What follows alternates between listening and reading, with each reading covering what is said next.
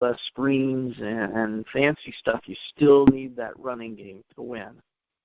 Exactly, Jim. The Seattle Seahawks lost the Super Bowl by not running the football. So it's very, very paramount that the football continues to be ran to make your offense go very successfully.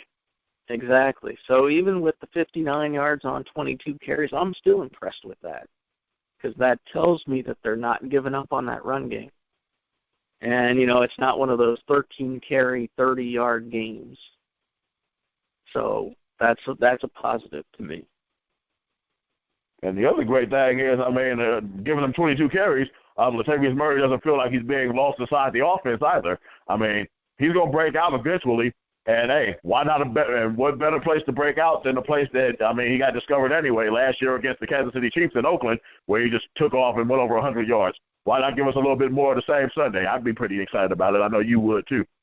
Oh, I would love to see it, because I think Kansas City was the one where he broke that 85-yard run. Yeah, the 90-yarder.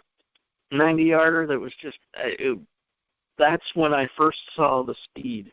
Because when he came out of college, the height was, here's a guy who's 6'3", 230 pounds, and he runs a 4.440, or a 4.340 actually. And that was the first time, that game was the first time I saw that speed. And it was eye-opening, because we haven't had that for a while.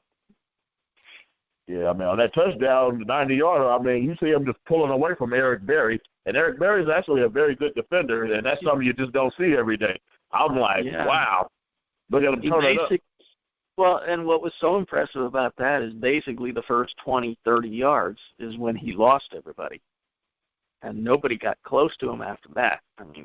If you can outrun somebody in the first 20 to 30 yards, you're doing something. It definitely complete cruising speed.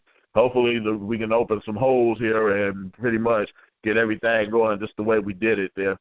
And one more thing from this Oakland, Tennessee game before we actually go to our Kansas City, Oakland preview. Nate Allen, he seems to have really shored up the secondary also by getting back into the lineup. He had the game-clinching interception. So I'm glad we got the whole band back together for the stretch run, because we definitely are going to need them. That was a huge interception. That was I hesitate to rip on Mariota, because I think eventually I've had a few chances to watch him this year. I think eventually he's going to be a very good quarterback, but I don't know where he was throwing that pass on Sunday, because it was grossly underthrown, and Allen was right there for it. So he was the closest player to it. So, hey, it's great to have him back, because safety has been a problem. Other than Charles Woodson, of course, safety's been a problem all season. So it's great to have him back, and it's great to see him get a quick interception. Hell yeah, most definitely.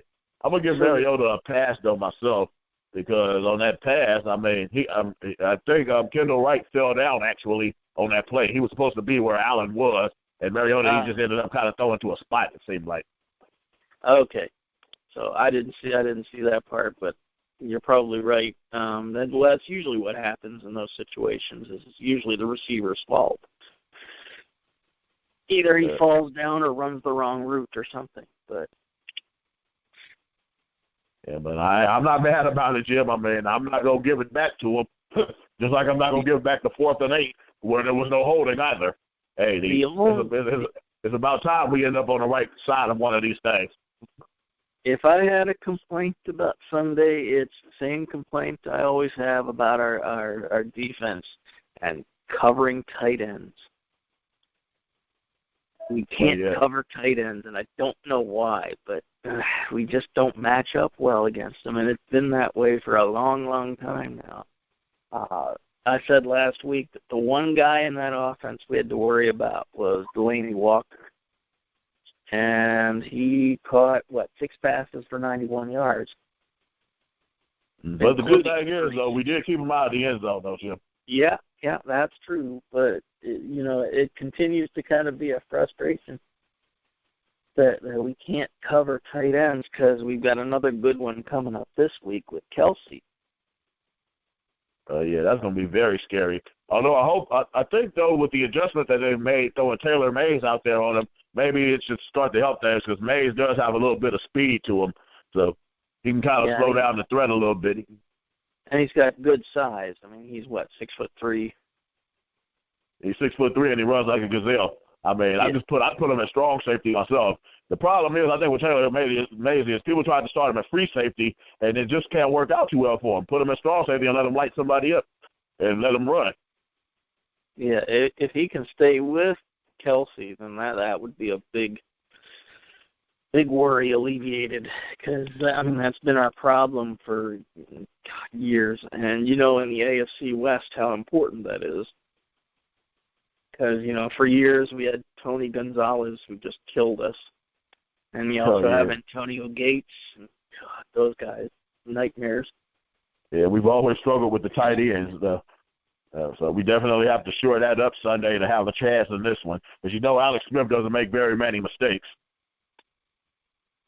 No, he's not going to make a lot of bad throws. He doesn't wow you, but he's not. He's what do they call it? A game manager. He's a good game manager, and that's what you need. He's most definitely a game manager. He's thrown 248 consecutive passes without an interception. So I mean, that's definitely game managing there. Well, and you said it at the beginning of the show, and I don't know. I'd be hard pressed to find a more important game than this weekend in the last 4 years. Well, this is our biggest game since January 1st, 2012, Jim, so I'm really stoked about it, man. It's not every day the Raiders have important football games in December, and this is one. So I'm really, really pumped up. Early on, I think the key to this game myself is instead of trying to go plot at these guys with power and dominance, they'll go to the air. I mean, sure, they've got decent corners with Marcus Peters and Sean Smith, but I do think Amari Cooper, Michael Crabtree, Seth Roberts, and even Andre Holmes, when you want to, these guys should be able to dominate the match. Go out early, attack them through the air, and set the table for Latavius Murray, Jamiz Olawale, and Marcel Reese. So attack them from the inside out. Then on defense, just set Khalil Mack free. Let him go do what he do. I believe that Emerson and Carey should be able to handle their own against Macklin and whoever else Kansas City has out there at wide receiver. I mean, Kelsey, he's going to be the wild card. That's going to be the main problem. If we can slow him down, things should be all right. The Raiders, they should be able to move the football. Kansas City has a very good defense, don't get me wrong. But the Raiders, they should be able to move the football from time to time. We have to pick and choose our spots. Then if Alex Smith does give us chances to get a turnover or two, we have to take it. And if we can do these things, in the fourth quarter, we'll be right where we want to be. Like I said last week, I'm not a big fan of the prediction game anymore because I've been burned too much with that. But I do believe that the Raiders in the fourth quarter, they'll be right there with a chance to win this football game. Well, what are your keys here, Jim? Well, Kansas City has that running game that it doesn't matter. It doesn't matter who they plug in there, whether it's Jamal Charles, whether it's Ware, whether it's Chandrick West. It doesn't matter. They produce. And to me, our front seven is going to play a huge role on Sunday. Because, and I hate to say this, but there's nothing that Kansas City does in the air that's really that impressive other than take care of the football and avoid mistakes. So to me, the key is stopping that run. And, we've had ups and downs with that this season. The ability to stop the run has been hit and miss a lot of the time. So I think that's going to be crucial defensively. Yeah, that's basically what it boils down to. I mean, because now they're attacking us with a two-headed running monster with Chandrick West and Spencer Ware. So I think what they're going to try to do is wear Oakland down late in the game with that two-headed monster and kind of get us kind of tired and with our toes taken out in the fourth quarter. And hopefully we've learned a thing or two from our previous fourth quarter failures. So I just hope that Khalil Mack and Mario Edwards and the rest of the gang, they're up to the task. Well, and Kansas City has always been a strange rivalry to me. To me, it's my favorite rivalry in the West because the two teams, it doesn't matter what their records are. It doesn't matter whether they're in Kansas City or Oakland, they always play good, tight, close games. Even in the last few years when we've been so bad, we've always been able to play Kansas City. It seems real, real close. And that's, to me, is why it's always been my favorite of the three teams in the West. They always play each other tough. Well, you make a good point there, Jim. I mean, the Raiders and Chiefs, they always do get together and play great ones. And I do anticipate Sunday being another good one. Because, I mean, both teams are in this playoff hunt, and both teams are looking to get that signature win to either keep them in the race or get them over the top.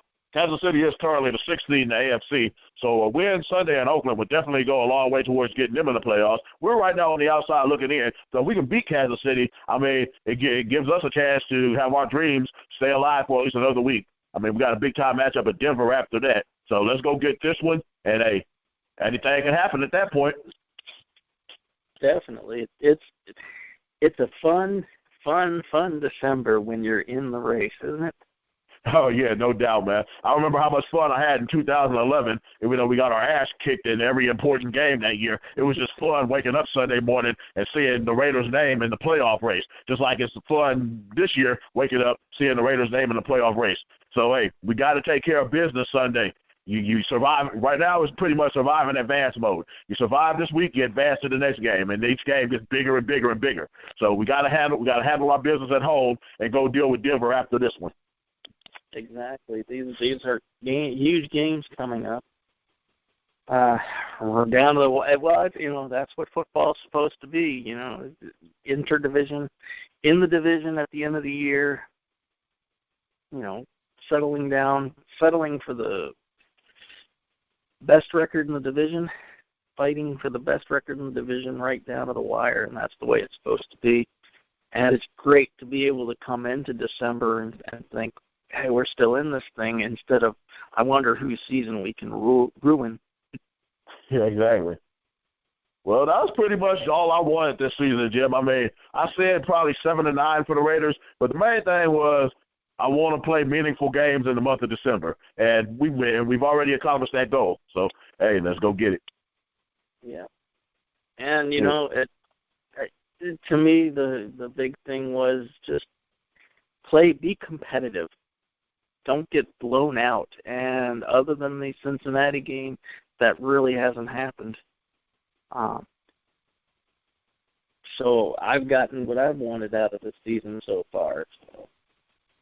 Well, Minnesota kicked our ass pretty tough, but that was a 6-point game with 4 minutes left also. So I guess you're right there, Jim. We've been in every game.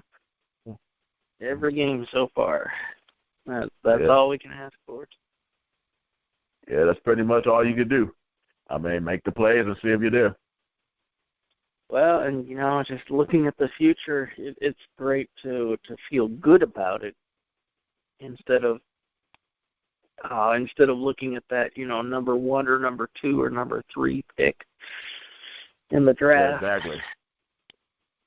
Yeah, I know. I mean, it feels good to not have to look on the internet every week to see who the Raiders may draft in the top 5. I got kind of used to doing that for the last 5 or 6 years, actually. Yeah, that's what I used to do. I used to study the top 10 and figure out, okay, who's going to be the best player for us. Yeah. Seems like we had a bunch of good players in the draft here, though. So we're getting there. Slowly but surely. Yep.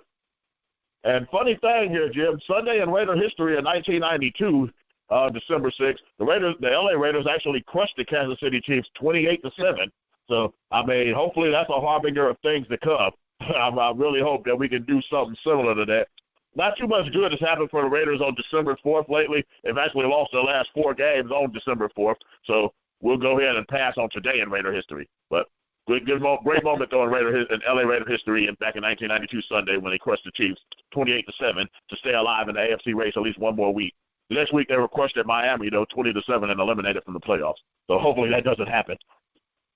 I'm trying to think back. Was that the Hostetler era or was that the Schrader era? No, that was actually Marinovich, I believe. That one year that he was actually the quarterback. Yeah, poor Todd Marinovich. Yeah. All you wanted to do was sit on the beach and surf. Yeah, well, I mean, that's what happens, though, when parents helicopter parent their children. So I'm glad. That's why I'm glad